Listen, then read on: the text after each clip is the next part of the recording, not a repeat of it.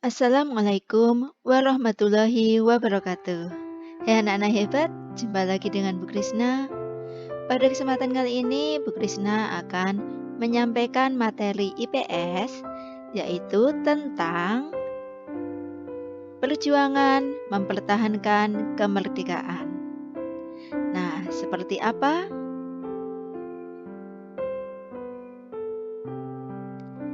Yang pertama, kita akan tahu bahwa jalur dalam perjuangan mempertahankan kemerdekaan itu ada dua macam. Yang pertama adalah jalur pertempuran. Yang kedua, jalur diplomasi atau perundingan. Nah, kedua jalur ini akan kita bahas satu persatu. Yang pertama, kita akan membahas tentang perjuangan mempertahankan kemerdekaan melalui jalur pertempuran.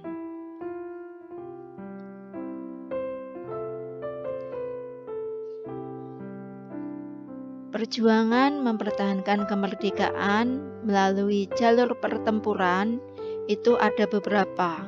Di antaranya 5 hari di Semarang, pertempuran Medan Area, Bandung Lautan Api, pertempuran Ambarawa, pertempuran Surabaya, agresi militer Belanda pertama, dan agresi militer Belanda kedua. Dari ketujuh jalur pertempuran ini,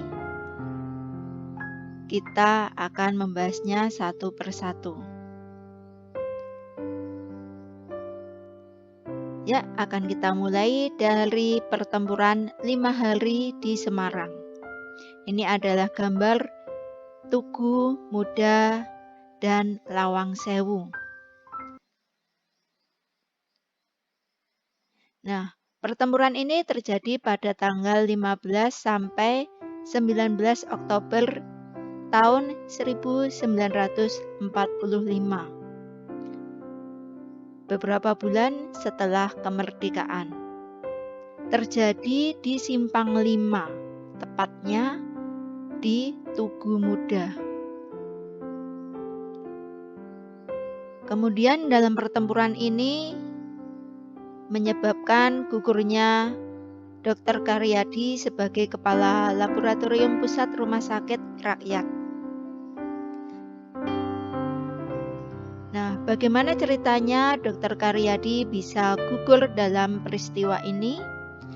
Yaitu bahwa ada isu Jepang telah meracuni sumber air minum di daerah Candi Semarang yang kemudian diperiksa oleh Dr. Karyadi. Akan tetapi beliaunya gugur oleh tentara Jepang. Nah, kemudian karena gugurnya Dr. Karyadi ini menyulut kemarahan rakyat sehingga terjadi pertempuran di Simpang 5, yaitu antara TKR melawan Jepang. Pertempuran ini dapat dihentikan setelah adanya gencatan senjata.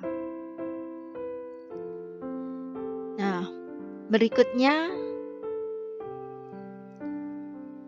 kita lanjut pada pertempuran Medan Area.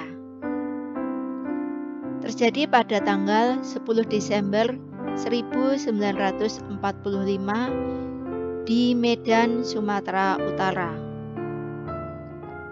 Pertempuran ini dipimpin oleh TKR, Tentara Keamanan Rakyat, dan para pemuda Kota Medan.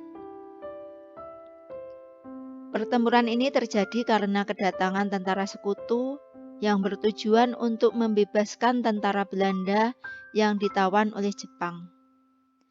Seorang anggota Nika menginjak-injak bendera merah putih yang kemudian memicu terjadinya pertempuran. Selain itu, sekutu juga menetapkan daerah kekuasaan secara sepihak. Maka terjadilah pertempuran Medan Area.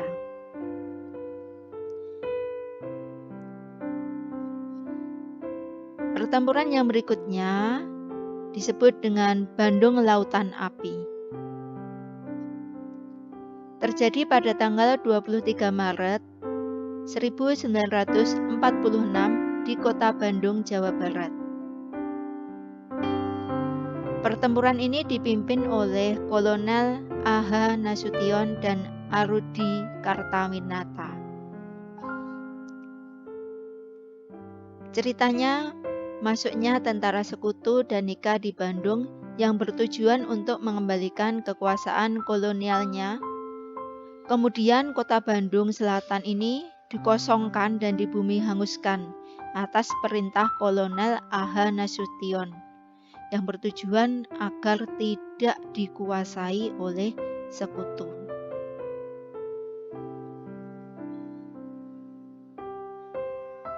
Pertempuran yang keempat adalah Pertempuran Ambarawa yang terjadi pada tanggal 12 Desember tahun 1945 di Ambarawa, Jawa Tengah. Pemimpin pertempuran adalah Kolonel Sudirman. Dalam pertempuran ini, Kolonel Sudirman menggunakan taktik yang digunakan adalah gelar supit urang, yaitu pengepungan dari dua sisi, sehingga sekutu tidak bisa berkutik karena sudah dikepung dari dua sisi. Pertempuran ini terjadi karena kedatangan tentara sekutu yang diboncengi Nika untuk membebaskan tawanan tentara Belanda. Namun tentara sekutu mengingkari janji dengan mempersenjatai tawanan dan akhirnya menimbulkan pertempuran. Nah, ini merupakan monumen Palagan Ambarawa, monumen yang digunakan untuk memperingati pertempuran Ambarawa.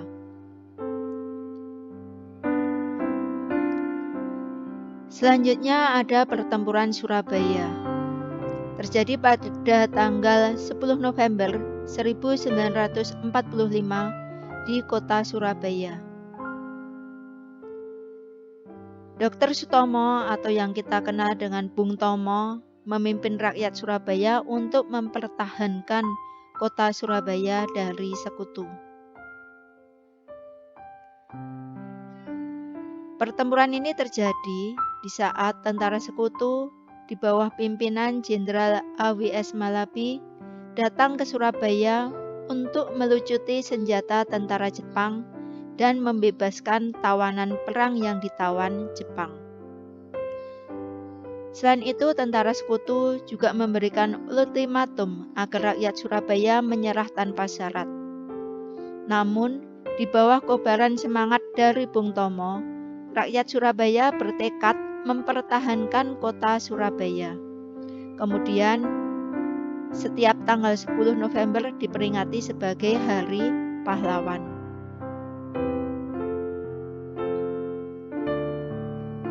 Berikutnya, agresi militer Belanda yang pertama. Terjadi pada tanggal 21 Juli tahun 1947 di Jawa Barat, Jawa Tengah, Jawa Timur, dan Sumatera.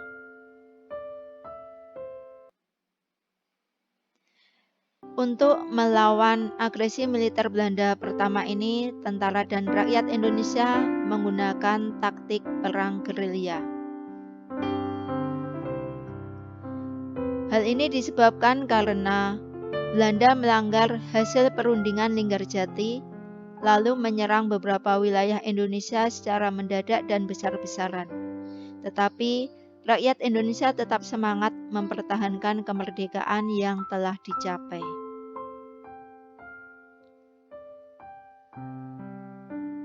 Yang ketujuh adalah agresi militer Belanda yang kedua.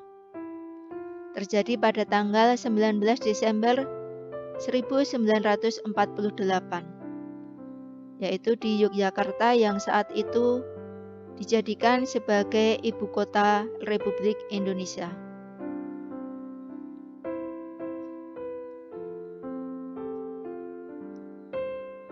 Hal ini terjadi karena tertangkapnya Presiden Soekarno yang kemudian melalui radio Presiden Soekarno memerintahkan Syafruddin Prawira Negara untuk membentuk pemerintah darurat RI di Bukit Tinggi, Sumatera Barat.